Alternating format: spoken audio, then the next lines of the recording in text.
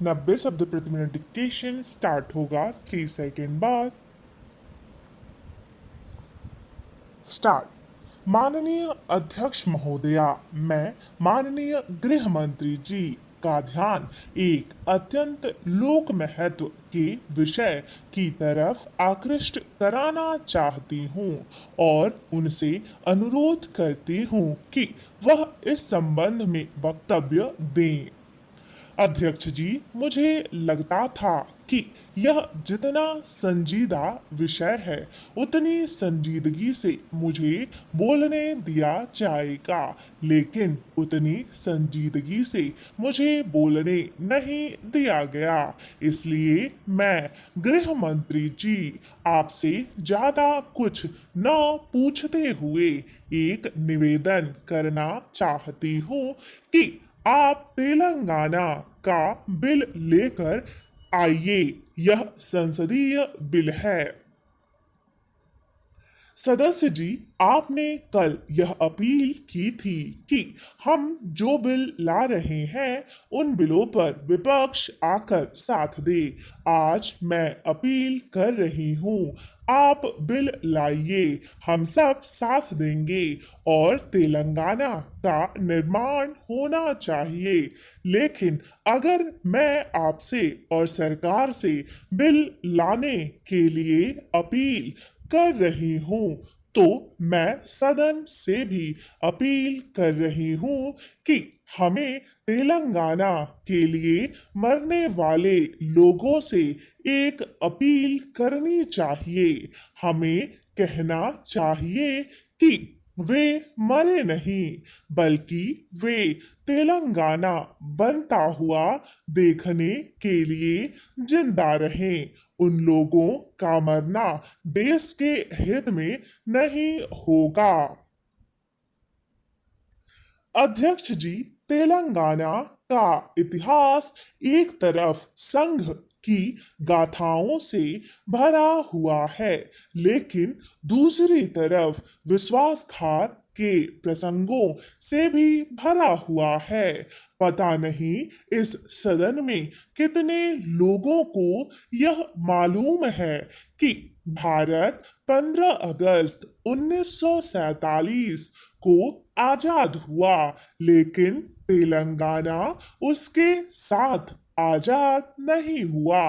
तेलंगाना 17 सितंबर 1948 को आजाद हुआ, यानी हजारों लोगों के बलिदान के बाद तेलंगाना को आजादी मिली।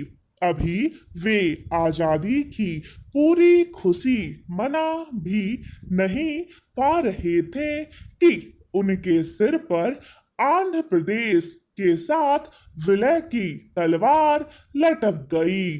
वे लोग आंध्र प्रदेश के साथ विलय नहीं चाहते थे, इसलिए विरोध शुरू हुआ।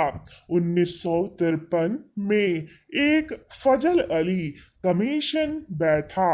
उन्होंने कहा कि यह विलय उचित नहीं होगा और अगर विलय करना ही है तो एक चुनाव हो जाने दिया जाना चाहिए।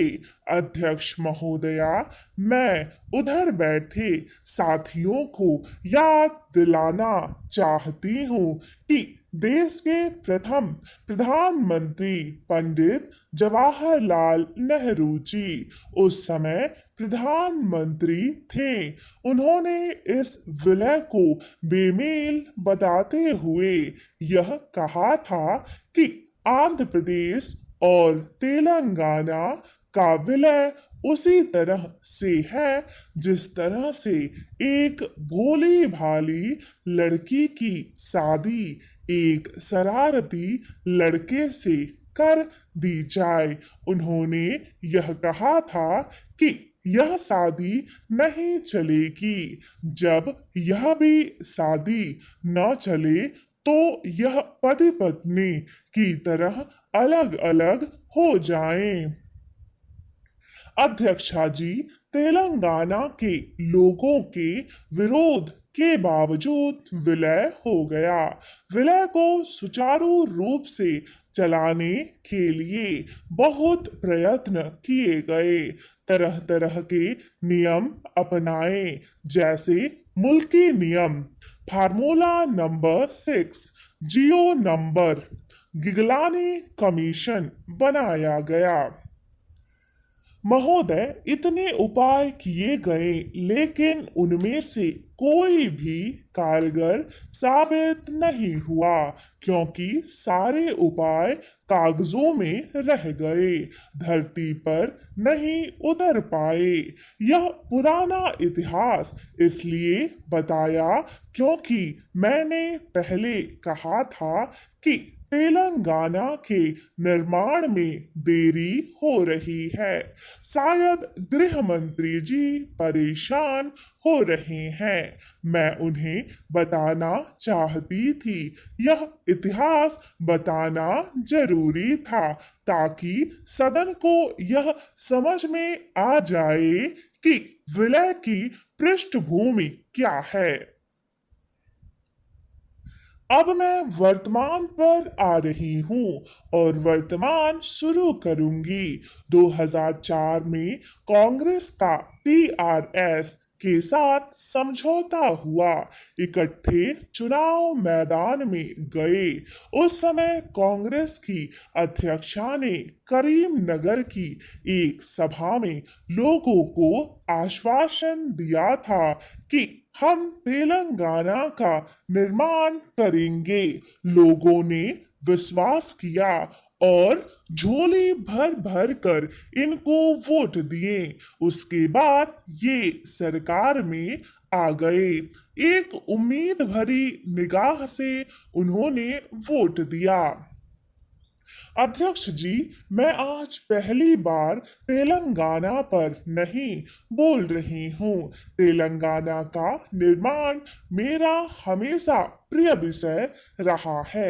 आदर्श विरोधी पार्टी के नाते यह हमारा फर्ज बनता है। पहले नेता प्रतिपक्ष के तौर पर आडवाणी जी हमेशा बोलते रहें, और मैं बताऊंगी कि आडवाणी जी ने क्या बोला। अब मैं नेता प्रतिपक्ष के नाते बोलती हूँ, क्योंकि कोई आदर्श विरोधी पार्टी इतने बड़े विषय से अपने आप को अलग नहीं रख सकती है। अध्यक्ष जी, 7 दिसंबर को हमने कहा और वह विषय हमने यहाँ उठाया।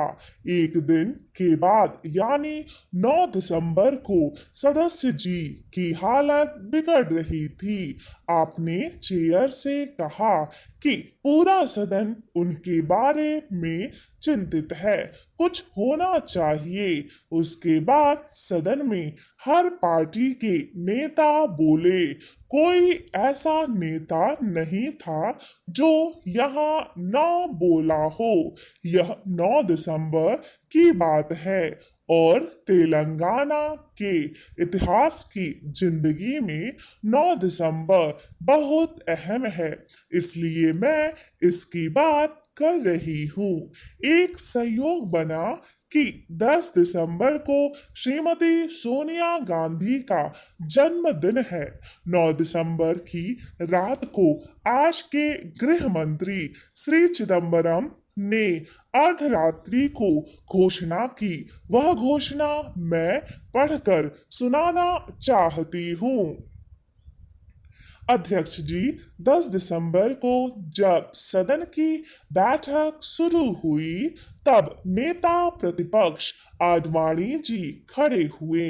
आडवाणी जी ने कहा कि मैं बहुत आभारी हूँ कि आप मुझे अवसर दे रही हैं। मैं सदन को इस बात के लिए बधाई देता हूँ कि आपने सदन में जिस प्रकार आंध्र प्रदेश की स्थिति में हस्तक्षेप करके एक नया उदाहरण प्रस्तुत किया है। संसद के हस्तक्षेप के कारण सरकार ने एक बहुत ही महत्वपूर्ण निर्णय लिया है।